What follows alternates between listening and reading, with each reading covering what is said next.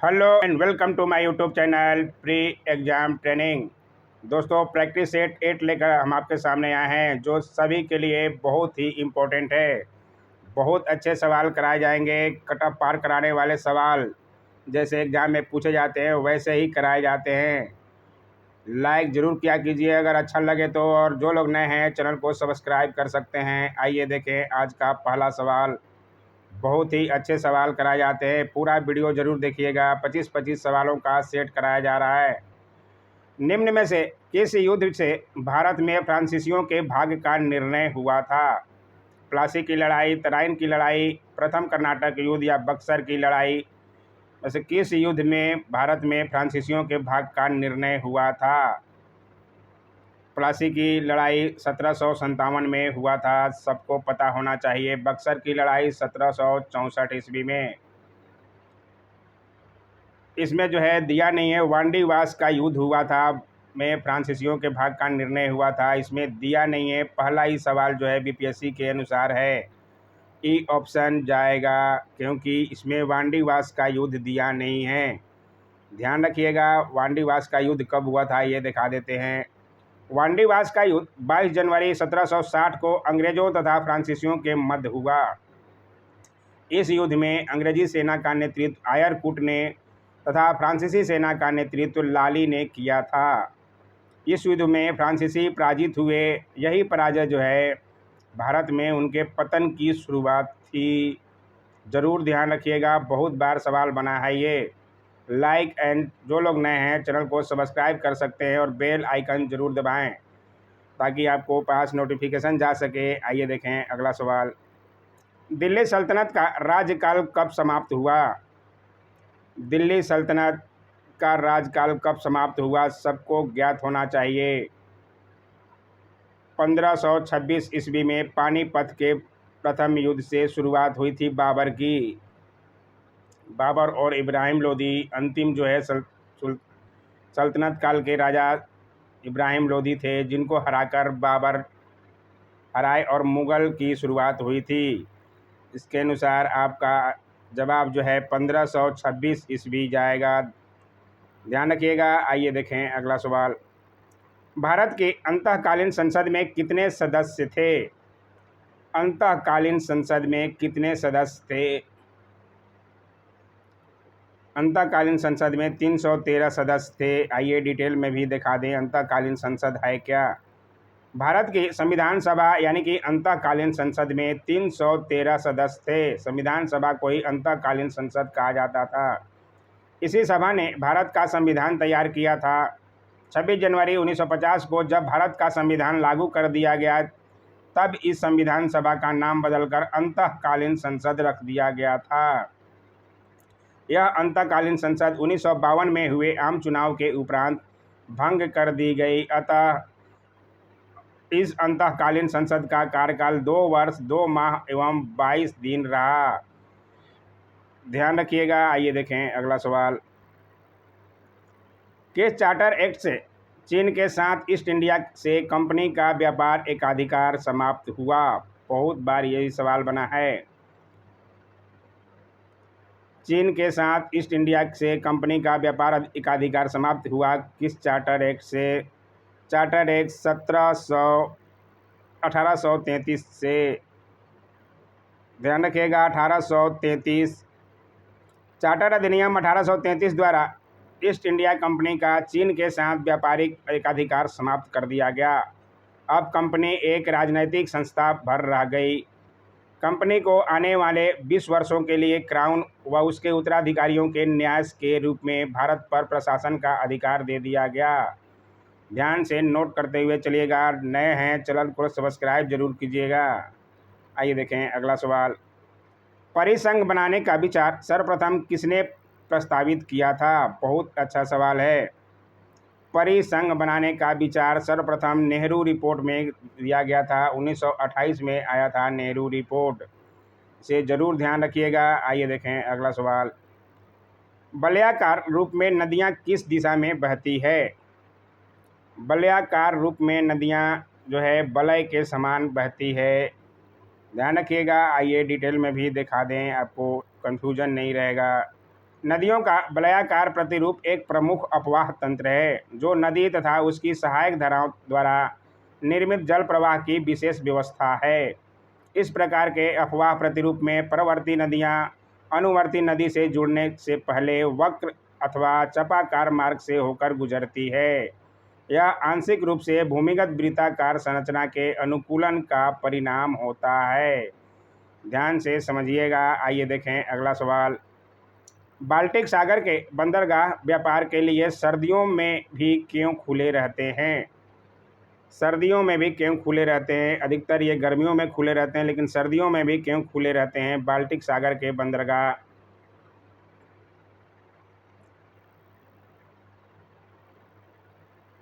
इसका सही जवाब है उत्तरी अटलांटिक प्रवाह गर्म सागर धारा उस क्षेत्र में बहती है।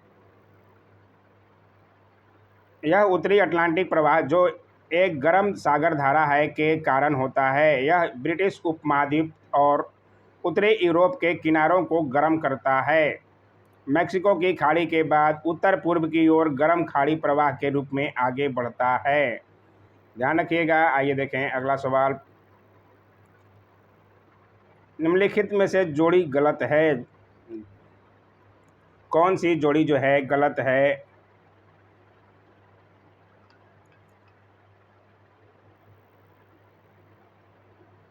घाटशिला जो है में उर्वरक नहीं होता है, ये जो है गलत दिया है। बाकी सब जो है सही है। ध्यान रखिएगा। हाजीपुर किसके लिए जाना जाता है? बहुत ही अच्छा सवाल है।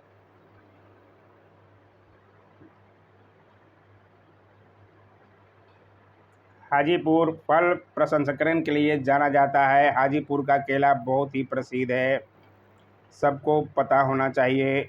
आइए दिखा दें थोड़ा हाजीपुर के बारे में। हाजीपुर फल प्रसंस्करण केंद्र के कारण जाना जाता है। 1 अक्टूबर 2002 को पूर्व मध्य रेलवे यानी कि भारत का सबसे बड़ा रेलवे जोन के मुख्यालय की स्थापना हाजीपुर में ही की गई थी। ये भी सवाल बनता है, ज़रूर ध्यान रखिएगा। पूर्व मध्य रेलवे का मुख्यालय जो है हाजीपुर में है। आइए देखें अगला सवाल। निम्नलिखित में से किस पशु में पार्श्व रेखा संवेदी अंग नहीं होता? पार्श्व रेखा संवेदी अंग किस पशु में नहीं होता? लेबियो, कैटला, सी हॉर्स या मांगूर, ये सब मछलियों का नाम है। सी हॉर्स में नहीं होता। ध्यान रखिएगा, सी हॉर्स में नहीं होता, मछलियों में होता है। पार्श्व रेखा यानी कि लेटरल लाइन मछली जैसी जलीय पृष्ठवंशियों में पाई जाती है। इसका मुख्य कारण पानी में कंपन और संचलन को नियंत्रित करना होता है। यह अंग सी हॉर्स में नहीं पाया जाता। ध्यान रखिएगा। आइए देखें अगला सवाल। पत्ती जैसी संरचना वाली संगोलित यानी कि कांगलोवेट ग्रंथि किसमें पाई जाती है? मादा कॉकरोच, नर कॉकरोच, नर एस्कारिस या मादा एस्कारिस में से पत्ती जैसी संरचना वाली संगोलित ग्रंथि नर कॉकरोच में पाई जाती है। ध्यान रखिएगा, बहुत अच्छा सवाल है। संगोलित ग्रंथि नर कॉकरोच में पाई जाती है। नर कॉकरोचों की यह पत्ती संरचना वाली ग्रंथि होती है। यह पुरुष जननांग एपर्चर के समीप जननांग थैली में उद्वार वाहिनी के नीचे पाया जाता है। आइए देखें अगला सवाल। प्रतिरोध यानी कि रेजिस्टेंस रंग कोड में चौथा बैंड किसका घोतक होता है? रेजिस्टेंस देखे होंगे, उसमें लाइन रहता है अलग अलग रंग का, उसमें चौथा बैंड किसका घोतक है?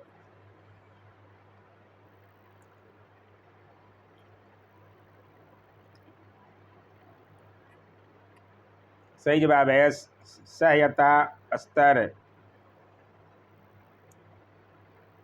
प्रतिरोध रंग कोड में पहले और दूसरे बैंड अवरोध के संख्यात्मक मूल्य का प्रतिनिधित्व करते हैं और तीसरे बैंड का रंग शक्ति के 10 गुणक निर्दिष्ट करते हैं।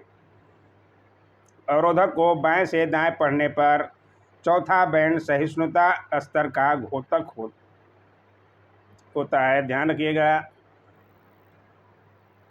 आइए देखें अगला सवाल। संयुक्त राष्ट्र अमेरिका में द्विदलीय पद्धति है। एक पार्टी है रिपब्लिकन, दूसरी पार्टी का नाम क्या है? संयुक्त राज्य अमेरिका यूएसए में द्विदलीय पद्धति है, सबको ज्ञात होना चाहिए। एक पार्टी रिपब्लिकन और दूसरी पार्टी जो है का नाम बताना है। दूसरी पार्टी है डेमोक्रेटिक। संयुक्त राज्य अमेरिका यूएसए में द्विदलीय पद्धति है। यहाँ मात्र 2 राजनीतिक पार्टियां हैं, रिपब्लिकन पार्टी एवं डेमोक्रेटिक पार्टी। ये सवाल तो शायद सबको पता ही होगा, अभी चुनाव हुआ था अमेरिका में। तो like, share, comment and channel को सब्सक्राइब जरूर कीजिएगा दोस्तों, अगर थोड़ा भी अच्छा लगे तो। निम्नलिखित में से कौन सी जोड़ी गलत है? फ्रांस में द्विपक्ष पद्धति, भारत बहुपक्ष पद्धति, चीन एक पक्ष पद्धति और अमेरिका द्विपक्ष पद्धति में से गलत है दिया। तो फ्रांस में द्विपक्ष पद्धति नहीं है, ये जो है गलत दिया है, बाकी सब जो है सही दिया है। आइए देखें अगला सवाल। निवेश गुणक निवेश का प्रभाव किस पर दर्शाता है? रोजगार, बचत, आय और उपभोग में से निवेश गुणक निवेश का प्रभाव जो है आय पर दर्शाता है। और ये डिटेल में भी दिखा दें। गुणक की धारणा किन्स द्वारा प्रतिपादित आय और रोजगार सिद्धांत की आधारशिला है। निवेश गुणक का सीधा संबंध सीमांत उपभोग क्षमता से है। सीमांत उपभोग क्षमता जितनी ही अधिक होगी या सीमांत बचत जितनी ही कम होगी, निवेश गुणक उतना ही अधिक होता है। आय और रोजगार सिद्धांत के संदर्भ में गुणक का सीधा संबंध समग्र आय में विस्तार यानी कि संकुचन से है, जिसका संबंध स्वायत्त विनियोग एवं वृद्धि से है। इसलिए आय से संबंध है निवेश गुणक निवेश का प्रभाव। आइए देखें अगला सवाल। दबाव समूह के संबंध में निम्नलिखित में से क्या सही नहीं है? दबाव समूहों का लक्ष्य सरकार पर कब्जा करना होता है, ये जो है सही नहीं है। आइए फिर भी डिटेल दिखा दें। दबाव समूह वे होते हैं जो किसी विशेष हित की प्राप्ति के लिए बनाए जाते हैं। ऐसे समूहों की स्थापना, उनका अस्तित्व, उनकी कार्यशैली विशिष्ट हितों के साथ जुड़ी रहती है। इन समूहों के लक्ष्य विशिष्ट होते हुए भी समान हो सकते हैं।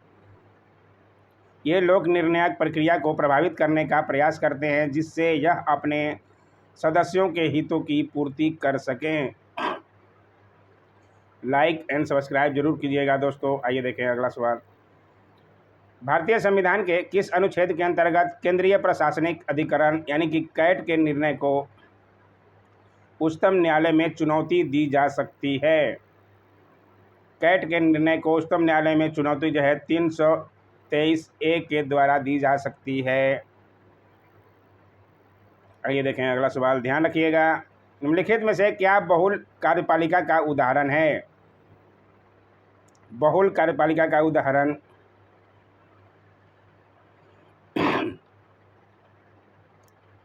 इसमें से यूएसए, यूके और भारत में तो कार्यपालिका बहुल कार्यपालिका नहीं है, इसमें स्विट्जरलैंड में बहुल कार्यपालिका है। आइए दिखाएं कैसे है। जब मुख्य कार्यपालिका एक व्यक्ति हो तो एकल प्रणाली होती है, जैसे अमेरिका में राष्ट्रपति, भारत में राष्ट्रपति। जब मुख्य कार्यपालिका एक से अधिक का समूह हो तो बहुल प्रणाली होती है, जैसे स्विट्जरलैंड में 7 सदस्यीय कार्यपालिका। स्विट्जरलैंड के संविधान में अनुच्छेद 177 के अनुसार संघीय परिषद वैसी निकाय है जिसमें हर सदस्य को समान शक्ति और दर्जा प्राप्त होता है। इसलिए ध्यान रखिएगा, स्विट्जरलैंड में बहुल कार्यपालिका है। आइए देखें अगला सवाल। भारत के संविधान में शामिल राजनीति के निर्देश सिद्धांतों की अवधारणा किसके संविधान से ली गई थी? राजनीति के निर्देशक सिद्धांतों की अवधारणा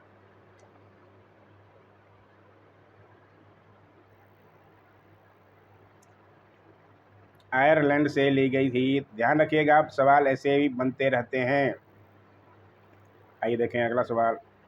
पेशवा प्रथा ब्रिटिश द्वारा किस पेशवा के काल में समाप्त की गई थी? बहुत ही अच्छा सवाल है। सॉरी।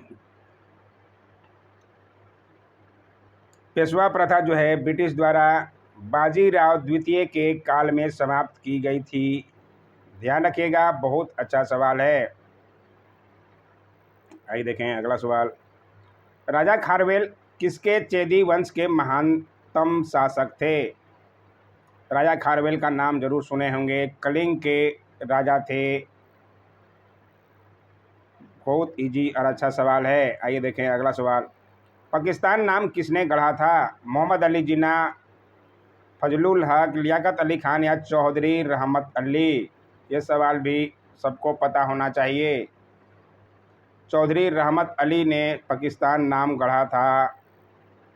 आइए थोड़ा और भी डिटेल में दिखा दें, जानते तो आप होंगे। चौधरी रहमत अली ने 28 फरवरी 1933 को एक पर्चा प्रस्तुत किया जिसे पाकिस्तान घोषणा पत्र के नाम से भी जाना जाता है।